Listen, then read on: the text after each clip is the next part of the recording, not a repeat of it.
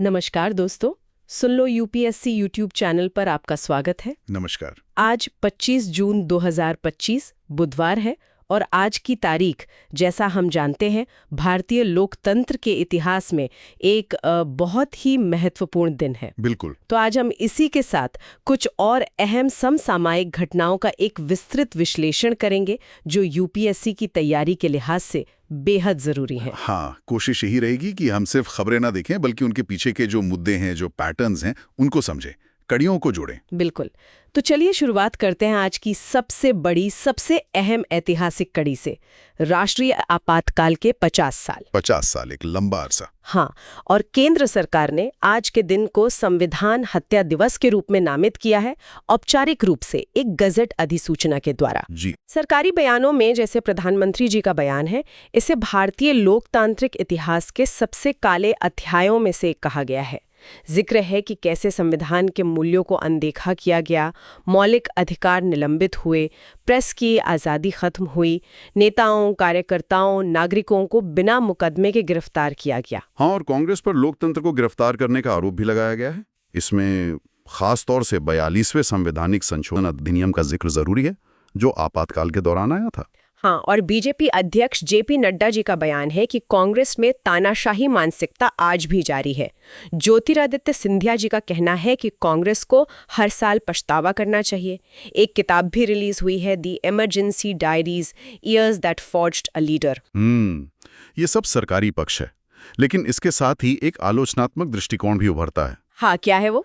तुलना की जा रही है 1975 के औपचारिक आपातकाल और आज के दौर के, जिसे कुछ लोग निरंकुश विधिवाद या अघोषित आपातकाल कह रहे हैं। अच्छा। मतलब ये तर्क दिया जाता है कि संस्थागत स्वतंत्रता का धीरे धीरे कमजोर होना या फिर यूएपीए जैसे कानूनों का इस्तेमाल, ये भी चिंता के विषय हैं।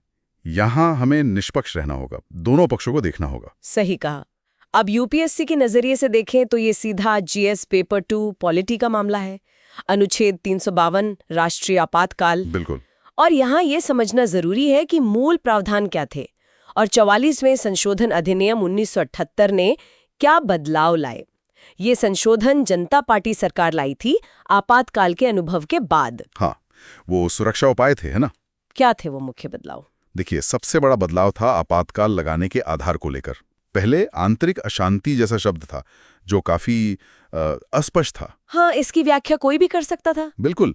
तो 44वें संशोधन ने इसे हटाकर सशस्त्र विद्रोह कर दिया। मैं दोहराता हूं, सशस्त्र विद्रोह। ये एक ज्यादा ठोस और सीमित आधार है। ये बहुत बड़ा बदलाव था। और दूसरा बड़ा बदलाव था कि राष्ट्रपति अब सिर्फ प्रधानमंत्री की सलाह पर आपातकाल नहीं लगा सकते।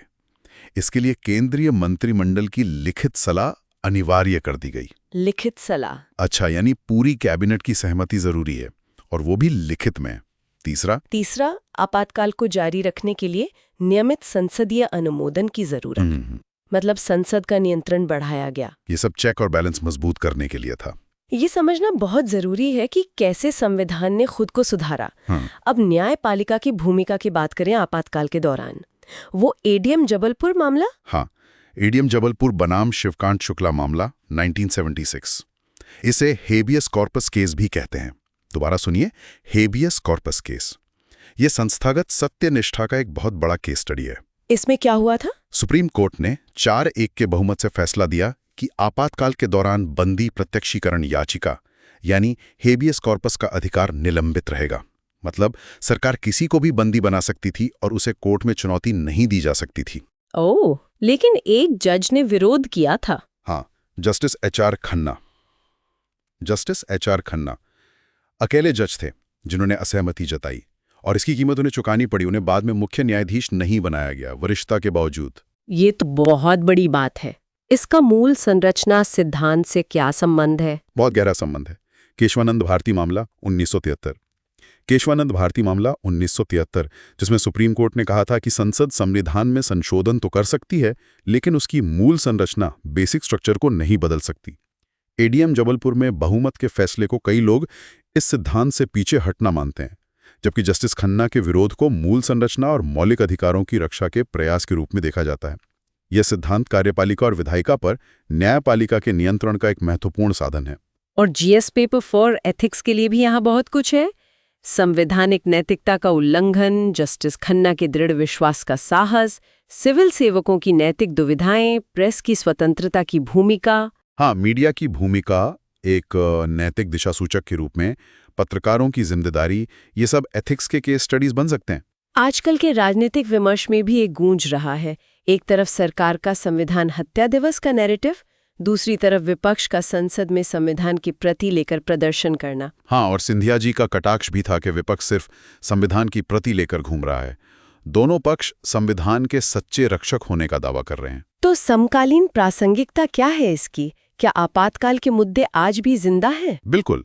कार्यपालिका की शक्ति बनाम मौलिक अधिकार, न्यायपालिका की स्वतंत्रता, स्वतंत्र प्रेस, ये मुद्दे हमेशा प्रासंगिक रहते हैं।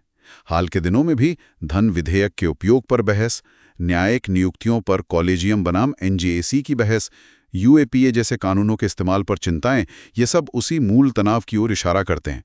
संस्थागत संतुलन और नियंत्रण का महत्व कभी कम नहीं होता। बिल्कुल, ये एक गहरा और हमेशा प्रासंगिक रहने वाला विषय है। चलिए, अब GS2 के ही एक और अहम मुद्दे पर आते हैं, अंतर्राष्ट्रीय संबंध। भारत दक्षिण अफ्रीका पनडुब्बी समझौता। हाँ, ये हिंद महासागर क्षेत्र IOR में भारत की बढ़ती सक्रियता का एक और उदाहरण है। भारत और दक्षिण अफ्रीका के बीच पनडुब्बी सहयोग पर 2 नए समझौते हुए हैं। ये नवी संयुक्त रक्षा समिति JDC की बैठक में हुआ, जोहान्सबर्ग में। इसकी पृष्ठभूमि क्या है? ये सहयोग अचानक तो नहीं शुरू हुआ होगा? नहीं, बिल्कुल नहीं। इसकी नींव 1996 के रक्षा उपकरण MOU से पड़ी थी, जो 2000 में एक व्यापक रक्षा सहयोग MOU में बदला। तो ये एक क्रमिक विकास है जिसमें अब महत्वपूर्ण प्रगति हुई है। इन समझौतों में खास क्या है? सबसे महत्वपूर्ण है पनडुब्बी बचाव पर समझौता। इसके तहत भारतीय नौसेना अपने DSRVs, deep submergence rescue vehicles, मैं दोहराता हूं, डीप सबमर्जेंस रेस्क्यू व्हीकल्स को संकटग्रस्त दक्षिण अफ्रीकी पनडुब्बी की सहायता के लिए तैनात करेगी। DSRVs ये क्या होते हैं? ये छोटी खास पनडुब्बियां होती हैं जो गहरे पानी में जाकर फंसी हुई पनडुब्बी से लोगों को बचाने का काम करती हैं। ये एक बहुत ही विशिष्ट और महत्वपूर्ण क्षमता है जो हर देश के पास नहीं होती। तो ये दक्षिण अफ्रीका के लिए एक बड़ा क्षमतावर्धन है। अच्छा, और UPSC के नजरिए से इसका क्या महत्व है? IR में कहाँ फिट होता है ये? ये सीधा भारत के सागर सिद्धांत से जुड़ता है। सागर यानी security and growth for all in the reason.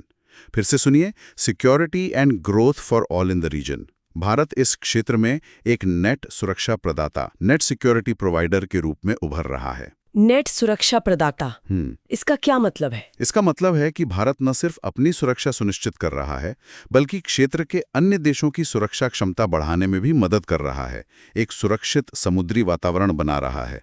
ये DSRV समझौता इसी का एक ठोस उदाहरण है। और हिंद महासागर की सुरक्षा के लिहाज से? देखिए, दक्षिण अफ्रीका के लोकेशन बहुत स्ट्रैटेजिक हैं। ये हिंद महासागर और अटलांटिक महासागर का गेटवे है। वहाँ सुरक्षा और समुद्री जागरूकता, मैरिटाइम डोमेन अवेयरनेस या MDA, इसे याद रखें, मैरिटाइम डोमेन अवेयरनेस MDA को बढ़ाना महत्वपूर्ण समुद्री मार्गों यानी SLOCs, sea lanes of communication, मैं दोहराता हूं, sea lanes of communication SLOCs की स्थिरता के लिए जरूरी है। भारत का अधिकांश व्यापार इन्हीं मार्गों से होता है। क्या इसका एक एंगल चीन जैसे अन्य बाहरी शक्तियों के प्रभाव को संतुलित करना भी है? निश्चित रूप से। दक्षिण अफ्रीका अफ्रीका की एक प्रमुख शक्ति है। उसके साथ रक्षा संबंध मजबूत करना चीन जैसे देशों द्वारा प्रस्तुत ऋण आधारित मॉडल के बजाय एक सहकारी सुरक्षा ढांचा प्रस्तुत करना, ये भारत की रणनीति का हिस्सा है। ये प्रभाव को संतुलित करने का एक तरीका है। और बहुपक्षीय मंचों का क्या, जैसे IBSA या ब्रिक्स? हाँ, ये द्विपक्षीय रक्षा सहयोग IBSA, जिसमें भारत, ब्राजील, दक्षिण अफ्रीका हैं, और ब्रिक्स, जिसमें ये दोनों देश सदस्य हैं, इन मंचों को भी मजबूती देता है। इससे इन समूहों का रणनीतिक महत्व बढ़ता है।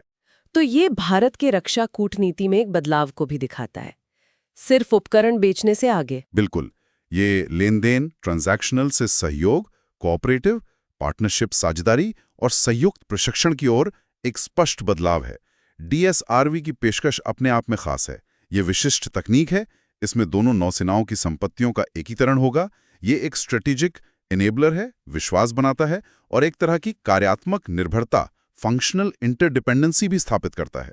यह सैन्य कूटनीति का एक उन्नत रूप है और भारत की आत्मनिर्भर रक्षा क्षमताओं का प्रदर्शन भी। इसमें पश्चिमी हिंद महासागर WIO पर खास फोकस दिख रहा है। हाँ, पश्चिमी हिंद महासागर और अफ्रीकी तट पर भारत का रणनीतिक फोकस बढ़ रहा है क्योंकि यहाँ भू राजनीतिक प्रतिस्पर्धा तेज हो रही है। हिंद महासागर भारत की आर्थिक जीवन रेखा है और WIO इसका एक महत्वपूर्ण हिस्सा है। दक्षिण अफ्रीका यहाँ एक महत्वपूर्ण रणनीतिक एंकर है। भारत के अन्य पहले भी हैं, जैसे मॉरिशस और सेशेल्स में तटीय रडार स्टेशन स्थापित करना, हाइड्रोग्राफिक सर्वेक्षण करना। ये सब एक मुक्त, खुले और सुरक्षित इंडो पैसिफिक की व्यापक रणनीति से जुड़ा हुआ है। काफी व्यापक कूटनीति है ये। अब जरा पश्चिम एशिया की ओर चलते हैं। वहाँ ईरान और इजराइल के बीच एक युद्ध विराम हुआ है। हाँ, एक बहुत ही नाजुक, अमेरिका द्वारा मध्यस्थता किया गया युद्ध विराम। ये 12 दिनों के अभूतपूर्व सीधे सैन्य संघर्ष के बाद हुआ है, जिसमें पहली बार दोनों देशों ने एक दूसरे पर सीधे मिसाइल और ड्रोन हमले किए। करीब 900 लोग हताहत हुए। कतर ने भी इसका समर्थन किया है। लेकिन इसमें कुछ विरोधाभास भी नजर आ रहे हैं, जैसे अमेरिकी राष्ट्रपति ट्रंप का दावा और खुफिया आकलन। बिल्कुल। राष्ट्रपति ट्रंप का दावा है कि ईरान के परमाणु ठिकानों को पूरी तरह से नष्ट कर दिया गया है। लेकिन अमेरिकी खुफिया आकलन कहता है कि ईरान का परमाणु कार्यक्रम सिर्फ कुछ महीनों के लिए पीछे धकेला गया है और उसका संवर्धित यूरेनियम का भंडार खत्म नहीं हुआ है। दोनों पक्ष एक दूसरे पर उल्लंघन के आरोप भी लगा रहे हैं। ब्रिक्स देशों ने भी ईरान के शांतिपूर्ण परमाणु प्रतिष्ठानों पर हुए हमलों पर चिंता जताई है। इसका बाजार पर क्या असर हुआ? युद्ध विराम की खबर से तेल की कीमतें गिरी और शेयर बाजार चढ़े। अस्थिरता कम होने की उम्मीद से ऐसा होता है। भारत के हितों के लिए इसके क्या मायने हैं UPSC IR के नजरिए से? देखिए, भारत के लिए कई हित दांव पर हैं। पहला, ऊर्जा सुरक्षा। हुर्मुज जलडमरू, स्ट्रेट ऑफ हॉर्मुज याद रखिए। स्ट्रेट ऑफ हॉर्मुज एक महत्वपूर्ण चोक पॉइंट है जहां से भारत का काफी तेल आयात होता है। संघर्ष से इस पर खतरा मंडराता है। दूसरा, प्रवासी भारतीयों की सुरक्षा। खाड़ी देशों में लाखों भारतीय रहते हैं और काम करते हैं। संघर्ष पड़ने पर उनकी सुरक्षा और जरूरत पड़ने पर उन्हें वहां से निकालने की चिंता बढ़ जाती है। और कूटनीतिक स्तर पर? तीसरा, भारत का कूटनीतिक संतुलन। भारत को अमेरिका, इजराइल ब्लॉक के साथ भी अच्छे संबंध रखने हैं और ईरान के साथ भी अपने पारंपरिक रिश्ते बनाए रखने हैं। इस तरह के संघर्ष इस संतुलन को बनाए रखना बहुत मुश्किल बना देते हैं। चौथा, बदलती वैश्विक शक्ति गतिशीलता। ये देखना दिलचस्प है कि अमेरिका इस संघर्ष में एक तरह से भागीदार होने के बावजूद मध्यस्थ की भूमिका निभा रहा है। ये वैश्विक राजनीति की जटिलताओं को दिखाता है। ये जो बयानों और जमीनी हकीकत में अंतर है, जैसे ट्रंप का दावा बनाम खुफिया आकलन, इसका क्या विश्लेषण है? ये दिखाता है कि भू राजनीतिक संघर्षों में सूचना का कैसे रणनीतिक इस्तेमाल होता है। बयान अक्सर घरेलू या अंतर्राष्ट्रीय दर्शकों को ध्यान में रखकर दिए जाते हैं। भारत जैसे देशों के लिए विश्वसनीय खुफिया जानकारी का महत्व और बढ़ जाता है। ये भी साफ है कि ईरानी परमाणु मुद्दा अभी सुलझा नहीं है और हो सकता है कि इन हमलों के बाद तेहरान का संकल्प और मजबूत हो जाए। क्या ये संघर्ष एक नए सामान्य की ओर इशारा कर रहा है? शायद हाँ। अब तक ये प्रॉक्सी युद्धों के जरिए लड़ते थे, लेकिन अब सीधे राज्य से राज्य संघर्ष हुआ। ये एक तरह से लाल रेखा पार करने जैसा था। और ये युद्ध विराम भी बाहरी शक्ति अमेरिका द्वारा थोपा गया है। आपसी विश्वास और डीएस्केलेशन चैनलों की कमी है। इससे क्षेत्र और ज्यादा अस्थिर और अप्रत्याशित हो गया है। भारत के लिए जोखिम बढ़ गए हैं। ऊर्जा आपूर्ति, व्यापार मार्ग जैसे INST और प्रवासी सुरक्षा, सब पर असर पड़ सकता है। बहुत ही जटिल स्थिति है। अब एक और अंतर्राष्ट्रीय बैठक की बात करते हैं। रक्षा मंत्री चीन गए हैं SCO रक्षा बैठक के लिए। हाँ, रक्षा मंत्री राजनाथ सिंह जी शंघाई सहयोग संगठन SCO के रक्षा मंत्रियों की बैठक के लिए किंगदाओ, चीन में हैं। ये 2020 के लद्दाख गतिरोध के बाद किसी वरिष्ठ भारतीय मंत्री की पहली चीन यात्रा है, तो इसका अपना महत्व है। भारत का एजेंडा क्या है इस बैठक में? भारत का मुख्य जोर आतंकवाद के खिलाफ तीव्र और समन्वित कार्रवाई पर है। भारत लगातार कहता रहा है कि आतंकवाद से निपटने में दोहरे मानकों से बचा जाना चाहिए। सीमा पार आतंकवाद के अपराधियों, आयोजकों, वित्त पोषकों और प्रायोजकों को जवाबदेह ठहराने की बात भारत ने फिर उठाई है। हाल ही में NSA अजीत डोभाल जी ने भी LET JEM जैसे गुटों का जिक्र किया था। LET और JEM, इन नामों को याद रखें। क्या वहाँ द्विपक्षीय बैठकें भी होंगी चीन और रूस की रक्षा मंत्रियों के साथ? जी हाँ, उनके साथ अलग से वार्ता निर्धारित है और ये बहुत महत्वपूर्ण होंगी। चीन के साथ बैठक LAC पर चल रहे तनाव के संदर्भ में अहम है और रूस के साथ बैठक और पाकिस्तान जैसे विरोधी भी शामिल हैं। ये बहुपक्षीयता मल्टीलैटरलिज्म का एक रणनीतिक उपयोग है। भारत अपने राष्ट्रीय सुरक्षा हितों जैसे आतंकवाद का मुकाबला को आगे बढ़ाने के लिए ऐसे मंचों का इस्तेमाल करता है, भले ही उसमें विरोधी देश शामिल हों। और SCO के अपने तंत्र का क्या, जैसे रैट्स? हाँ, SCO का एक रीजनल एंटी टेररिस्ट स्ट्रक्चर है, रैट्स। दोबारा सुनिए, रैट्स। भारत का जोर है कि ये तंत्र सिर्फ बयानबाजी तक सीमित ना रहे, बल्कि प्रभावी, पारदर्शी और जवाबदेह बने। तो क्या इसे विवश संलग्नता कह सकते हैं? हाँ, ये एक व्यावहारिक विदेश नीति का उदाहरण है। आप अपने हितों की रक्षा के लिए बहुपक्षीय मंचों पर अपने विरोधियों के साथ भी संवाद करते हैं। बहिष्कार करने के बजाय भारत चीन द्वारा आयोजित मंच पर ही सीमा पार आतंकवाद, जो स्पष्ट रूप से पाकिस्तान का संदर्भ है, का मुद्दा उठा रहा है। ये दिखाता है कि भारत संबंधों को विभाजित, कंपार्टमेंटलाइज करने की कोशिश कर रहा है। ये भारत की बहुसंरेखण नीति का भी हिस्सा है, जैसे एक तरफ क्वाड, दूसरी तरफ SCO। बिल्कुल, भारत एक तरफ क्वाड जैसे मंच पर अमेरिका, जापान, ऑस्ट्रेलिया के साथ सक्रिय है, जो इंडो पैसिफिक पर केंद्रित है। दूसरी तरफ वो SCO में भी सक्रिय है, जो एशियन केंद्रित है और जिसमें चीन और रूस का प्रभुत्व है। ये भारत की रणनीतिक स्वायत्तता की खोज को दर्शाता है। भारत अलग अलग उद्देश्यों के लिए अलग अलग मंचों का उपयोग करता है, जैसे SCO महाद्वीपीय सुरक्षा, आतंकवाद, मध्य एशिया, अफगानिस्तान के लिए, और क्वाड इंडो पैसिफिक समुद्री सुरक्षा के लिए। बहुत दिलचस्प संतुलन है ये। चलिए अब वापस भारत में आते हैं और शासन के एक और पहलू पर बात करते हैं, नीति आयोग और डेटा गुणवत्ता। हाँ, ये भी GS2 गवर्नेंस का एक महत्वपूर्ण विषय है। नीति आयोग की एक नई रिपोर्ट आई है जिसका शीर्षक है India's data imperative, the pivot towards quality. इसमें क्या खास बात है? इसमें चेतावनी दी गई है कि खराब डेटा गुणवत्ता की वजह से कल्याणकारी योजनाओं में रिसाव, फर्जी लाभार्थी आदि के कारण लगभग 40,000 करोड़ रुपए का सालाना वित्तीय नुकसान हो सकता है। ये कुल कल्याणकारी खर्च का 4 से 7% है। 40,000 करोड़, ये तो बहुत बड़ी रकम है। हाँ, रिपोर्ट का तर्क है कि भारत ने डिजिटल पब्लिक इंफ्रास्ट्रक्चर जैसे UPI, आधार, आयुष्मान भारत में अभूतपूर्व पैमाना यानी स्केल हासिल कर लिया है। अब अगला चरण सटीकता यानी एक्यूरेसी और गुणवत्ता यानी क्वालिटी का है। इसके लिए कोई टूल भी सुझाया गया है? हाँ, रिपोर्ट में एक डेटा गुणवत्ता स्कोरकार्ड का प्रस्ताव है जो डेटा की सटीकता, पूर्णता, समयबद्धता और विशिष्टता को मापेगा। साथ ही एक डेटा गुणवत्ता परिपक्वता फ्रेमवर्क भी है। इसी से जुड़ी एक और खबर है MOSPI की पहल के बारे में। जी, सांख्यिकी और कार्यक्रम कार्यान्वयन मंत्रालय MOSPI 2026 में भारत का पहला अखिल भारतीय घरेलू आय सर्वेक्षण करने जा रहा है। इसके लिए बने तकनीकी विशेषज्ञ समूह के अध्यक्ष हैं डॉक्टर सुरजीत भल्ला। नाम याद रखिएगा, डॉक्टर सुरजीत भल्ला। आय सर्वेक्षण, अभी तक तो उपभोग सर्वेक्षण होते थे। आय सर्वेक्षण क्यों महत्वपूर्ण है? ये बहुत महत्वपूर्ण है क्योंकि ये हमें आय वितरण असमानता और आर्थिक बदलावों के बारे में ज्यादा स्पष्ट जानकारी देगा, जिसकी अभी कमी है। उपभोग पैटर्न पूरी तस्वीर नहीं दिखाते। इससे परिवारों की आर्थिक भलाई, असमानता की प्रकृति और विकास के प्रभाव को बेहतर ढंग से समझा जा सकेगा। ये समावेशी विकास के मूल्यांकन के लिए जरूरी है। और नीति आयोग की डेटा क्वालिटी रिपोर्ट का गवर्नेंस से क्या सीधा लिंक है? सीधा लिंक है पारदर्शिता, जवाबदेही और नागरिक केंद्रित सेवा वितरण में सुधार से। अगर डेटा खराब होगा तो योजनाएं सही लोगों तक नहीं पहुंचेंगी, पैसा बर्बाद होगा।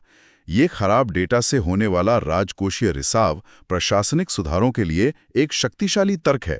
मतलब ये साक्ष्य आधारित नीति निर्माण, एविडेंस बेस्ड पॉलिसी मेकिंग की ओर एक कदम है। बिल्कुल। अब सिर्फ अंदाजे या धारणाओं के आधार पर नीतियां नहीं बन सकती। डेटा संचालित नीति निर्माण की ओर बढ़ना होगा। इससे कल्याणकारी योजनाओं का बेहतर लक्ष्यीकरण, टारगेटिंग होगा और समावेश बहिष्करण त्रुटियां, इंक्लूजन एक्सक्लूजन एरर्स कम होंगी। सबका साथ, सबका विकास के लक्ष्य को पाने के लिए ये जरूरी है। क्या हम इसे डिजिटल शासन के विकास का अगला चरण कह सकते हैं? हाँ, जरूर। पहला चरण था पैमाने का आधार बने, जनधन खाते खुलें, UPI आया। अब दूसरा चरण है गुणवत्ता और सटीकता का। फोकस अब स्केल टू फिडेलिटी, विस्तार से निष्ठा की ओर जा रहा है। ये जो समस्याएं आती हैं, गलत IFSC कोड, डुप्लीकेट पहचान, पेंशन में देरी, ये दूसरी पीढ़ी की चुनौतियां हैं जिन्हें अच्छी डेटा क्वालिटी से ही हल किया जा सकता है। क्या इसका AI और मशीन लर्निंग से भी कोई लेना देना है? बिल्कुल है। ये रिपोर्ट नीति आयोग के फ्रंटियर टेक्नोलॉजी हब से आई है। उच्च गुणवत्ता वाला, मानकीकृत, स्टैंडर्डाइज्ड और इंटरऑपरेबल डेटा शासन में आर्टिफिशियल इंटेलिजेंस एआई और मशीन लर्निंग एमएल के प्रभावी उपयोग के लिए नींव का काम करेगा। कैसे? देखिए, एएमएल एल्गोरिदम डेटा पर ही चलते हैं। अगर डेटा ही कचरा होगा तो नतीजे भी कचरे ही होंगे। गार्बेज इन गार्बेज आउट विश्वसनीय डेटा एनालिटिक्स और एआई के उपयोग के लिए पहली शर्त है, ताकि जनता का विश्वास बना रहे। ये रिपोर्ट एक तरह से भविष्य के एआई अनुप्रयोगों जैसे भविष्य कहने वाला सेवा वितरण, प्रेडिक्टिव सर्विस डिलीवरी, कल्याण योजनाओं में धोखाधड़ी का पता लगाना, फ्रॉड डिटेक्शन, नीति सिमुलेशन, पॉलिसी सिमुलेशन के लिए मूलभूत वास्तुकला बनाने की बात कर रही हैं। ये GS3 में उभरती प्रौद्योगिकियों, इमर्जिंग टेक्नोलॉजी से भी जुड़ता है। ये तो बहुत ही महत्वपूर्ण बात है। गवर्नेंस का भविष्य डेटा पर टिका है। चलिए अब सेक्शन बदलते हैं और GS पेपर 3 के कुछ और विषयों पर आते हैं। अर्थव्यवस्था, पर्यावरण, विज्ञान प्रौद्योगिकी और सुरक्षा। यहाँ भी आज काफी हलचल रही है। हाँ, GS3 में आज कई महत्वपूर्ण खबरें हैं। शुरुआत करते हैं एक अच्छी खबर से। बताइए। भारत पहली बार वैश्विक सतत विकास लक्ष्य SDG सूचकांक में शीर्ष 100 देशों में शामिल हो गया है। वाह, ये तो बड़ी उपलब्धि है। कौन सी रैंक मिली है? सतत विकास रिपोर्ट ISDR 2025 में भारत 193 देशों में 99वें स्थान पर है। स्कोर है 67.3। ये रिपोर्ट UNSDSN जारी करता है, United Nations sustainable development solutions network. याद रखिए, UNSDSN। पिछली रैंकिंग क्या थी? क्या सुधार हुआ है? हाँ, लगातार सुधार हुआ है। 2024 में हम 109वें स्थान पर थे, 2023 में 112वें और 2022 में 121वें। तो ये एक महत्वपूर्ण छलांग है। इस प्रगति का कारण क्या बताया जा रहा है? किन SDGs में अच्छा प्रदर्शन रहा? मुख्य रूप से SDG 1 गरीबी उन्मूलन, SDG 3 अच्छा स्वास्थ्य और कल्याण, SDG 7 सस्ती और स्वच्छ ऊर्जा और SDG 9 उद्योग, नवाचार और बुनियादी ढांचा में मजबूत प्रदर्शन रहा है।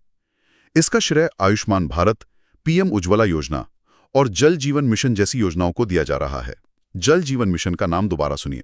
लेकिन वैश्विक स्तर पर क्या स्थिति है SDGs की, और भारत के लिए क्या चुनौतियां हैं? वैश्विक स्तर पर SDG प्रगति एक तरह से रुक सी गई है। रिपोर्ट कहती है कि केवल 17% लक्ष्य ही ट्रैक पर हैं। भारत के लिए भी चुनौतियां हैं, खासकर SDG 2 शून्य भूखमरी, इसमें मोटापे का मुद्दा भी शामिल है। SDG 16 शांति, न्याय और मजबूत संस्थान, इसमें प्रेस स्वतंत्रता जैसे संकेतक आते हैं। और SDG 15 स्थलीय पारिस्थितिकी तंत्र, इसमें जैव विविधता का रेड लिस्ट इंडेक्स शामिल है। तो UPSC के लिहाज से इस रैंकिंग का क्या महत्व है? देखिए, ये भारत के विकास पथ का एक मात्रात्मक माप, क्वांटिटेटिव मेजर प्रदान करता है। विकास मॉडल और कल्याण नीतियों पर जो बहस होती है, उसके लिए ये एक विश्वसनीय डेटा पॉइंट है। और ये कल्याण योजनाओं की प्रभावशीलता को भी दिखाता है? हाँ, ये रैंक और योजनाओं के बीच एक संबंध स्थापित करता है। इसमें नीति आयोग के SDG इंडिया इंडेक्स की भूमिका भी महत्वपूर्ण है, जो राज्यों के बीच प्रतिस्पर्धी और सहकारी संघवाद, कॉम्पिटिटिव एंड कोऑपरेटिव फेडरलिज्म को बढ़ावा देता है। पर्यावरण के लिहाज से? पर्यावरण के लिहाज से ये चुनौतियां जैसे SDG 15-12 जिम्मेदार उपभोग और उत्पादन, 13 जलवायु कार्रवाई, एक संतुलित परिप्रेक्ष्य देती हैं कि अभी भी काफी काम बाकी है। क्या हम इसे डिलीवरी द्वारा कल्याण मॉडल की सफलता कह सकते हैं? कुछ हद तक हाँ। ये मॉडल बड़े पैमाने पर तकनीक सक्षम कार्यक्रमों पर आधारित है, जो विशिष्ट मापने योग्य विकास संकेतकों को लक्षित करते हैं, जैसे आयुष्मान भारत SDG 3 के लिए, उज्ज्वला SDG 7 के लिए, स्वच्छ भारत SDG 6 के लिए, जल जीवन मिशन भी SDG 6 के लिए। इसमें जैम ट्रिनिटी, जनधन, आधार, मोबाइल की भूमिका भी अहम रही है। ये आधुनिक कल्याण वास्तुकला की प्रभावशीलता पर एक केस स्टडी है। लेकिन आपने एक विरोधाभास की बात भी कही थी। हाँ, वो है प्रगति का विरोधाभास। हम मूर्त, पहुंच आधारित, एक्सेस बेस्ड लक्ष्यों में अच्छा कर रहे हैं, जैसे बिजली पहुंचाना, शौचालय बनाना, घर देना, गैस सिलेंडर देना, लेकिन जो ज्यादा जटिल, परिणाम आधारित, आउटकम बेस्ड लक्ष्य हैं, उनमें संघर्ष दिख रहा है। जैसे पोषण, जिसमें स्टंटिंग, वेस्टिंग, एनीमिया शामिल है, गैर संचारी रोग, नॉन कम्युनिकेबल डिजीजेस, स्वास्थ्य पर जेब से होने वाला खर्च, आउट ऑफ पॉकेट एक्सपेंडिचर, या फिर प्रेस की स्वतंत्रता। तो एक संतुलित उत्तर की जरूरत है। हमें पहुंच की उपलब्धियों का जश्न मनाना चाहिए, लेकिन उन संरचनात्मक चुनौतियों का भी गंभीरता से विश्लेषण करना चाहिए जो बेहतर परिणामों या स्वतंत्रता में बाधा डाल रही हैं। बिल्कुल सही। अब अर्थव्यवस्था की बात करते हैं। जीडीपी पूर्वानुमान और निर्यात के मोर्चे पर क्या खबर है? अर्थव्यवस्था के लिए कुछ सकारात्मक संकेत हैं। S&P ग्लोबल ने वित्त वर्ष 2025-26 के लिए भारत का जीडीपी विकास पूर्वानुमान 6.3% से बढ़ाकर 6.5% कर दिया है। इसके क्या कारण बताए गए हैं? कारण है सामान्य मानसून की उम्मीद, तेल की कम कीमतें, हालिया आयकर रियायतें और आरबीआई द्वारा भविष्य में मौद्रिक नीति में नरमी लाने की अपेक्षा। ये आरबीआई के अपने पूर्वानुमान के अनुरूप भी हैं। और निर्यात? वित्त मंत्री जी ने घोषणा की है कि पिछले वित्त वर्ष 2024-25 में भारत का कुल निर्यात, जिसमें वस्तुएं और सेवाएं दोनों शामिल हैं, $825 बिलियन के सर्वकालिक उच्च स्तर पर पहुंच गया है। इसमें 6.3% की वृद्धि हुई है। ये तो अच्छी खबर है। इसी से जुड़ी एक और खबर दुर्लभ पृथ्वी तत्वों के बारे में है। हाँ, ये बहुत महत्वपूर्ण है। सरकार अगले 15-20 दिनों में दुर्लभ पृथ्वी मैग्नेट्स के घरेलू उत्पादन के लिए एक सब्सिडी योजना शुरू करने वाली है। इसका बजट 1000 करोड़ रुपए से ज्यादा हो सकता है। इसका उद्देश्य क्या है? उद्देश्य साफ है, इन महत्वपूर्ण घटकों के लिए चीन पर जो हमारी भारी निर्भरता है उसे कम करना। ये आत्मनिर्भर भारत और मेक इन इंडिया का एक ठोस उदाहरण है। ये दुर्लभ पृथ्वी तत्व आरईज इतने महत्वपूर्ण क्यों हैं? कहाँ इस्तेमाल होते हैं ये? ईज रेयर अर्थ एलिमेंट्स, दोबारा सुनिए, रेयर अर्थ एलिमेंट्स आज की टेक्नोलॉजी के लिए बेहद जरूरी हैं। ये इलेक्ट्रिक वाहनों ईवीज में, पवन टर्बाइनों में, रक्षा उपकरणों में और इलेक्ट्रॉनिक्स में इस्तेमाल होते हैं। ये भारत की महत्वपूर्ण खनिज रणनीति, क्रिटिकल मिनरल स्ट्रैटेजी का हिस्सा है। इनकी आपूर्ति सुरक्षित करना और देश में ही इनकी वैल्यू चेन विकसित करना। ये जो मैग्नेट बनाने की योजना है, ये चीन पर निर्भरता कैसे कम करेगी? देखिए, चीन का दुर्लभ पृथ्वी तत्वों और खासकर इनसे बनने वाले मैग्नेट पर लगभग एकाधिकार है। हाल ही में चीन ने इनके निर्यात पर कुछ नियंत्रण भी लगाए थे। ये योजना एक तरह से उसका प्रतिवाद है। ये पीएलआई योजनाओं जैसे इलेक्ट्रॉनिक्स, ऑटो, एसीसी बैटरी के लिए से भी जुड़ती है। खासतौर पर NDFB magnet, neodymium iron boron magnet, NDFB magnet, EVs में लगने वाले PMSM Motors, permanent magnet synchronous Motors, फिर से सुनिए, permanent magnet synchronous Motors PMSM के लिए बहुत जरूरी हैं। तो ये पूरी ईवी पारिस्थितिकी तंत्र को सुरक्षित करने की एक समग्र नीति का हिस्सा है। तो ये रणनीतिक जोखिम कम करने की कोशिश है। बिल्कुल, ये स्ट्रेटेजिक डी रिस्किंग है। और एसएनपी की रिपोर्ट पर वापस जाएं तो वो भी यही कहती है कि भारत का विकास निर्यात से ज्यादा घरेलू मांग पर आधारित है, जो वैश्विक अस्थिरता से बचाता है। मानसून, ग्रामीण मांग के लिए, सरकारी नीतियां शहरी खपत के लिए और सेवा क्षेत्र, ये भारतीय अर्थव्यवस्था की मूलभूत ताकतें हैं। समझ गई। अब चलते हैं विज्ञान और प्रौद्योगिकी की ओर। अंतरिक्ष में भारत का एक और कदम, एक्सियोम 4 मिशन। हाँ, ये एक रोमांचक खबर है। भारतीय अंतरिक्ष यात्री शुभांशु शुक्ला, जो भारतीय वायुसेना के पूर्व टेस्ट पायलट हैं, नाम याद रखिए, शुभांशु शुक्ला, पूर्व आईएएफ टेस्ट पायलट, अंतर्राष्ट्रीय अंतरिक्ष स्टेशन यानी आईएसएस के लिए एक्सियोम मिशन 4 यानी AX4 के हिस्से के रूप में लॉन्च हो गए हैं। ये एक्सियोम मिशन क्या है? क्या ये इसरो का मिशन है? नहीं, ये एक निजी मिशन है जिसे एक्सियोम स्पेस नामक कंपनी आयोजित कर रही है। लॉन्च स्पेसएक्स के फैल्कन 9 रॉकेट से हुआ, उनके नए क्रू ड्रैगन कैप्सूल में, फ्लोरिडा के केनेडी स्पेस सेंटर से। शुभांशु शुक्ला इस मिशन के पायलट हैं। कमांडर हैं पेगी वित्सन, जो खुद एक्सियोम से हैं। तो इसमें भारत के लिए खास क्या है? ये पहली बार है जब कोई आईएसआरओ से जुड़ा अंतरिक्ष यात्री, हालांकि वो पूर्व आईएएफ पायलट हैं, पर आईएसआरओ के गगनयान कार्यक्रम से जुड़े हैं, एक वाणिज्यिक उड़ान कमर्शियल फ्लाइट से आईएसएस पर गया है। ये भारत अमेरिका अंतरिक्ष सहयोग की प्रतिबद्धता को भी दर्शाता है। वे आईएसएस पर लगभग 2 सप्ताह बिताएंगे, कुछ प्रयोग करेंगे और आउटरीच गतिविधियां भी करेंगे। क्या ये भारत के गगनयान मिशन के लिए महत्वपूर्ण है? हाँ, बहुत महत्वपूर्ण। ये गगनयान के लिए एक अग्रदूत की तरह है। इससे शुभांशु शुक्ला को और आईएसआरओ को अमूल्य अनुभव मिलेगा। पायलट के रूप में उन्हें स्पेसक्राफ्ट संचालन, डॉकिंग, जीवन समर्थन प्रणाली जैसी चीज़ों का प्रत्यक्ष अनुभव मिलेगा। ये गगनयान कार्यक्रम के लिए बहुत उपयोगी फीडबैक देगा और जोखिम कम करने में मदद करेगा। ये अंतरिक्ष के व्यावसायीकरण की ओर भी इशारा करता है। बिल्कुल, निजी कंपनियों जैसे स्पेसएक्स और एक्सियोम की बढ़ती भूमिका साफ दिख रही है। ये भारत की अपनी अंतरिक्ष नीति सुधारों के अनुरूप भी है, जहां निजी क्षेत्र को बढ़ावा दिया जा रहा है। ये अंतर्राष्ट्रीय सहयोग का भी एक अच्छा उदाहरण है। इस मिशन में पोलैंड और हंगरी के अंतरिक्ष यात्री भी शामिल हैं। तो क्या ये अंतरिक्ष कूटनीति में एक बदलाव है, सरकारी बनाम निजी? हाँ, ये एक प्रतिमान बदलाव है। पहले अंतरिक्ष यात्री सरकारी यानों जैसे रूस के सोयूज या अमेरिका के स्पेस शटल से जाते थे। अब निजी सेवा प्रदाता जैसे एक्सियोम स्पेसएक्स ये काम कर रहे हैं। इससे लचीलापन बढ़ता है, लागत कम हो सकती है और मिशन जल्दी हो सकते हैं। भारत के लिए भी ये नए रास्ते खोलता है। साझेदारी करने के, प्रशिक्षण के लिए सेवा के रूप में अंतरिक्ष space as a service model का उपयोग करने के, ये 21वीं सदी के अंतरिक्ष अन्वेषण और सहयोग का विकसित होता रूप है। वाकई दिलचस्प है। अब GS3 में पर्यावरण और कृषि से जुड़ा एक जमीनी मुद्दा उठाते हैं, बीज उत्सव। हाँ, ये एक बहुत ही अनोखी और महत्वपूर्ण पहल है। राजस्थान, मध्य प्रदेश और गुजरात के आदिवासी त्रिजंक्शन पर 4 दिवसीय बीज उत्सव हाल ही में संपन्न हुआ। इसे कौन आयोजित करता है और उद्देश्य क्या है? इसे स्थानीय सामुदायिक संस्थानों ने आयोजित किया, जिन्हें वागधारा जैसे स्वैच्छिक समूह, नाम याद रखें, वागधारा समर्थन देते हैं। उद्देश्य स्वदेशी बीजों को बढ़ावा देना और सुरक्षित करना। इसमें क्या गतिविधियां होती हैं? ये आदिवासी किसानों, खासकर महिलाओं के लिए अपनी पारंपरिक बीज प्रणालियों को प्रदर्शित करने, उनका आदान प्रदान करने और उन्हें पुनर्स्थापित करने का एक मंच है।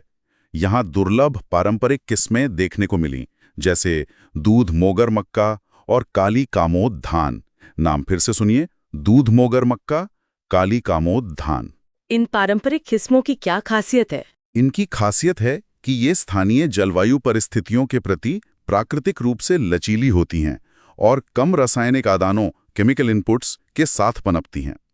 इस उत्सव को बाजार संचालित हाइब्रिड और कॉर्पोरेट स्वामित्व वाले बीजों के प्रभुत्व से बीज संप्रभुता, सीड सॉवरेनिटी पुनः प्राप्त करने के लिए एक जमीनी आंदोलन के रूप में देखा जा रहा है। UPSC के नजरिए से इसके क्या आयाम हैं कृषि और पर्यावरण में? कई आयाम हैं। पहला, कृषि जैव विविधता, एग्रो बायोडाइवर्सिटी। पारंपरिक किस्में अपने आप में एक विशाल आनुवांशिक विविधता से हिजे हुए हैं, जो भविष्य की खाद्य सुरक्षा के लिए महत्वपूर्ण है। और जलवायु परिवर्तन के संदर्भ में? दूसरा, जलवायु लचीली कृषि, क्लाइमेट रेजिलिएंट एग्रीकल्चर। स्वदेशी बीज स्थानीय कृषि पारिस्थितिकी स्थितियों के अनुकूल होते हैं, इसलिए वे जलवायु के झटकों जैसे सूखा, बाढ़, तापमान में वृद्धि के प्रति ज्यादा लचीले होते हैं। ये जलवायु परिवर्तन अनुकूलन, क्लाइमेट चेंज अडेप्टेशन की एक प्रमुख रणनीति है। खाद्य सुरक्षा और संप्रभुता का क्या पहलू है इसमें? तीसरा, खाद्य सुरक्षा और संप्रभुता की बहस। एक तरफ कॉर्पोरेट नियंत्रित बीज हैं, हाइब्रिड, GMOs। दूसरी तरफ किसान नियंत्रित खुले परागण वाले बीज, ओपन पॉलिनेटेड सीड्स। ये भारत के PPVNFR अधिनियम 2001, protection of plant varieties and farmers rights act 2001, इसे याद रखें, PPVNFR एक्ट 2001 से भी जुड़ता है, जो किसानों के अधिकारों की रक्षा करता है। और सामाजिक मुद्दे, खासकर आदिवासियों की भूमिका। चौथा, सामाजिक पहलू। आदिवासी समुदाय, खासकर महिलाएं, पारंपरिक रूप से कृषि, जैव विविधता और उससे जुड़े ज्ञान के संरक्षक रहे हैं। ये उत्सव नागरिक समाज संगठनों, CSOs की भूमिकाओं को भी उजागर करता है, जो सामाजिक लामबंदी और सशक्तिकरण में मदद करते हैं। क्या हम इसे हरित क्रांति के विमर्श के सामने एक वैकल्पिक विमर्श कह सकते हैं? बिल्कुल, ये हरित क्रांति के प्रतिकथन जैसा है। हरित क्रांति ऊपर से नीचे थी, HVVs, हाई यील्डिंग वैरायटीज, रसायन, सिंचाई, मोनोकल्चर पर आधारित थी, जिसके पर्यावरणीय प्रभाव भी हुए। बीज उत्सव नीचे से ऊपर है, विविधता, कम इनपुट, पारिस्थितिक सद्भाव और सामाजिक सांस्कृतिक मूल्यों जैसे संप्रभुता, स्वास्थ्य, परंपरा पर जोर देता है। कृषि सुधारों पर मुख्य परीक्षा के उत्तरों के लिए ये एक वैकल्पिक दृष्टिकोण प्रदान करता है। क्या इसमें आर्थिक और जलवायु न्याय का भी पहलू है? हाँ, निश्चित रूप से। बीज संप्रभुता छोटे और सीमांत किसानों के लिए कर्ज के दुष्चक्र को तोड़ने में मदद कर सकती है, क्योंकि उनकी इनपुट लागत और बाजार पर निर्भरता कम होती है। और स्वदेशी बीज कम लागत वाली, समुदाय स्वामित्व वाली, जलवायु अनुकूलन रणनीति है। तो ये स्थानीय पहल स्थायी आजीविका, खाद्य संप्रभुता और जलवायु न्याय के वैश्विक विमर्श से जुड़ जाती है। बहुत ही महत्वपूर्ण और प्रेरणादायक पहल है ये। चलिए अब आखिरी सेक्शन की ओर बढ़ते हैं। GS पेपर 1, सामाजिक मुद्दे। यहाँ एक नई योजना की चर्चा है, नव्या। हाँ, Navya, nurturing aspirations through vocational training for young adolescent girls. इसे दोहराता हूँ, Navya, nurturing aspirations through vocational training for young adolescent girls. ये किशोरियों के लिए एक नई प्रमुख कौशल पहल है। इसे कौन चला रहा है और ये किनके लिए है? ये महिला एवं बाल विकास मंत्रालय MOCD और कौशल विकास और उद्यमिता मंत्रालय MSDE, इन दो मंत्रालयों के नाम याद रखिएगा। MOCD और MSDE का एक संयुक्त पायलट कार्यक्रम है। ये विकसित भारत एट 2047 विजन का हिस्सा है। इसका लक्षित समूह है 16 से 18 वर्ष की किशोरियां जिन्होंने कम से कम कक्षा 10 पास की हो। इसकी सबसे खास बात क्या है? इसकी सबसे खास बात है कि ये पारंपरिक लिंग रूढ़िबद्ध जेंडर स्टीरियोटाइप्ड कौशलों जैसे सिलाई, कढ़ाई, ब्यूटिशियन से हटकर गैर पारंपरिक, नॉन ट्रेडिशनल और उभरते हुए प्रौद्योगिकी उन्मुख या टेक्नोलॉजी ओरिएंटेड नौकरी भूमिकाओं में व्यावसायिक प्रशिक्षण पर ध्यान केंद्रित करती है। जैसे ग्राफिक डिजाइन, स्मार्टफोन और ड्रोन असेंबली, सोलर PV या CCTV इंस्टॉलेशन, वित्तीय सेवाएं। ये वो क्षेत्र हैं जहां भविष्य में रोजगार की अच्छी संभावनाएं हैं और जो पारंपरिक रूप से महिलाओं के क्षेत्र नहीं माने जाते थे। इसे लागू कैसे किया जाएगा? अभी ये पायलट फेज में है। हाँ, अभी ये 27 जिलों में पायलट चरण में है, जिनमें आकांक्षी जिले या एस्पिरेशनल डिस्ट्रिक्ट्स और उत्तर पूर्वी क्षेत्र के जिले शामिल हैं। इसे लागू करने के लिए मौजूदा कार्यक्रमों जैसे प्रधानमंत्री कौशल विकास योजना PMKVY और PM विश्वकर्मा योजना के संसाधनों और बुनियादी ढांचे का उपयोग किया जाएगा। PMKVY और PM विश्वकर्मा योजना, ये नाम महत्वपूर्ण है। UPSC के नजरिए से ये कहाँ फिट होती है? GS1, GS2, GS3? ये तीनों पेपर से जुड़ती हैं। GS1 में सामाजिक मुद्दे, महिलाओं की भूमिका, महिला सशक्तिकरण, किशोरों की चुनौतियां, जनसंख्या मुद्दे। GS2 में कल्याण योजनाएं, ये कमजोर वर्ग के लिए एक टारगेटेड कल्याण योजना का केस स्टडी है और इसमें अंतर मंत्रालय अभिसरण, इंटरमिनिस्ट्रियल कन्वर्जेंस पर जोर एक प्रमुख शासन सिद्धांत है। और GS3 में अर्थव्यवस्था, HRD, कौशल विकास, जनसांख्यिकीय लाभांश का उपयोग और भविष्य के कार्यबल को 21वीं सदी की नौकरियों के लिए तैयार करना। क्या ये महिला सशक्तिकरण नीति में एक विकास को दर्शाता है? हाँ, ये एक रणनीतिक और भविष्योन्मुखी बदलाव है। ये पारंपरिक स्त्री डोमेन से आगे बढ़ाया है, जिनकी आय क्षमता अक्सर सीमित होती है। ये उच्च विकास वाले प्रौद्योगिकी संचालित क्षेत्रों को लक्षित कर रहा है। ये एक तरह से सक्रिय नीति हस्तक्षेप है ताकि नई अर्थव्यवस्था में जेंडर गैप और न बढ़े।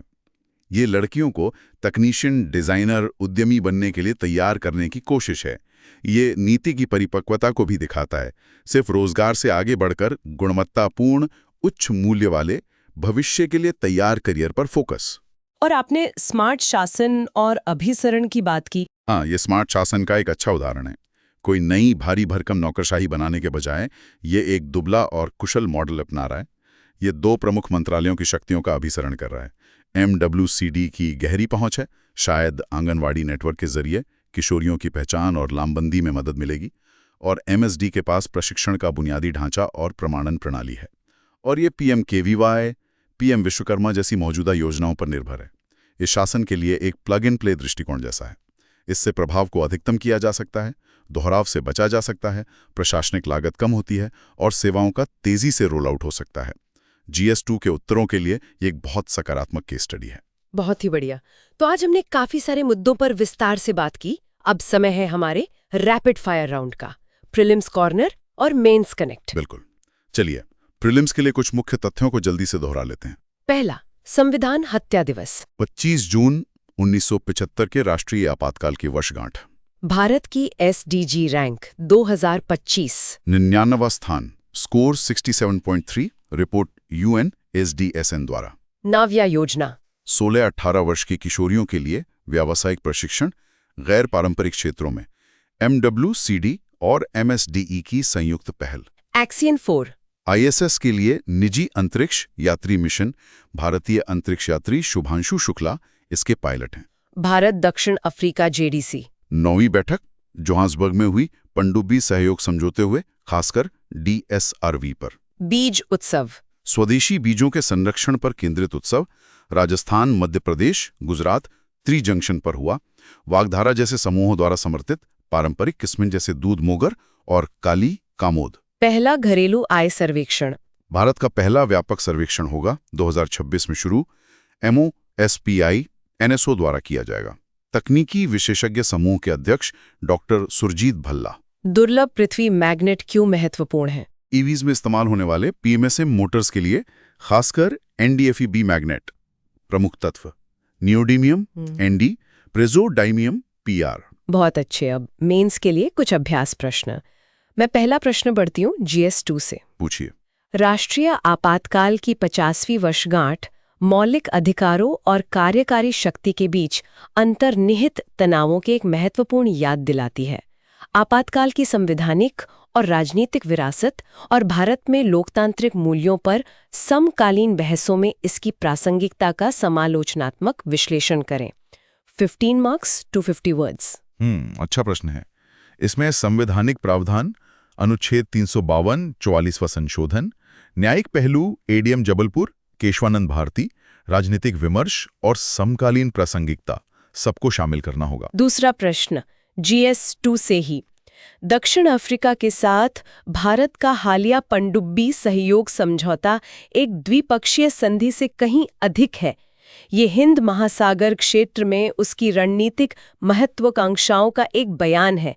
सागर सिद्धांत और IOR के विकसित होते भू राजनीतिक संदर्भ में चर्चा करें। 15 अंक 250 शब्द। इसमें सागर सिद्धांत, नेट सुरक्षा प्रदाता की अवधारणा, दक्षिण अफ्रीका का महत्व, MDA, SLOCs, चीन फैक्टर, IBSAC, ब्रिक्स और रक्षा कूटनीति के बदलते स्वरूप पर फोकस करना होगा। DSRV समझौते का विशेष उल्लेख जरूरी है। तीसरा प्रश्न GS3 से।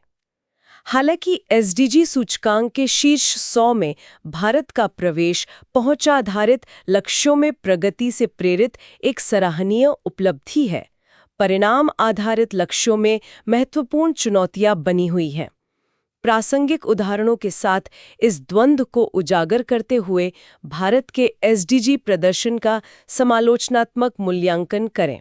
15 अंक 250 शब्द। यहाँ पहुंच बनाम परिणाम का विरोधाभास केंद्र में रहेगा। उपलब्धियां SDG 1379 और चुनौतियां SDG 215-16 पोषण, स्वास्थ्य पर खर्च दोनों बतानी होंगी, योजनाओं का जिक्र करते हुए। और चौथा प्रश्न GS3 से।